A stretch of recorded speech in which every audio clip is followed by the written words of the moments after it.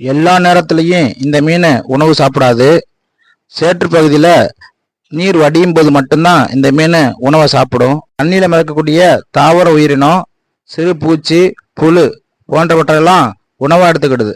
ஆண் மீனை பார்த்தீங்கன்னா 1 மீட்டருக்கும் மேலான ஆழமான ஜே வடிவ அல்லது யூ வடிவ பொந்தை சேத்துல உருவாக்குது. இந்த பொந்து மீனோட முட்டைகளோட வளர்ச்சியில முக்கிய பங்கு வகிக்குது. இந்த சேத்து உள்ள மீன் தண்ணிக்கு வெளியில இருக்கும்போது ரொம்ப ரொம்ப சுறுசுறுப்பா இருக்கு. இந்த ஆண் மீனை பார்த்தீங்கன்னா தனக்கான பொந்தை உருவாக்கிட்டு வெளியில வந்து பெண் மீனை கவர்றதுக்கு ரொம்ப முயற்சி பண்ணுது. இந்த ஆண் மீன் பெண் மீனை கவர்றதுக்கு தன்னோட உடம்புல வித்தியாசமான அசைவு வந்து ஏற்படுத்துது. இந்த இனச்சேர்க்கை காலத்துல ஆண் மீன்கள் ஒன்னோட ஒன்று சண்டை போட்டுக்கிடுது. கடைசியில் பார்த்தீங்கன்னா பெண் மீன் தனக்கான ஆண் மீனை தேர்ந்தெடுக்குது. அப்புறம் ரெண்டும் இணை சேருது. இணை சேர்ந்த பிறகு ஆண் மீன் உருவாக்கிய பொந்துக்குள்ள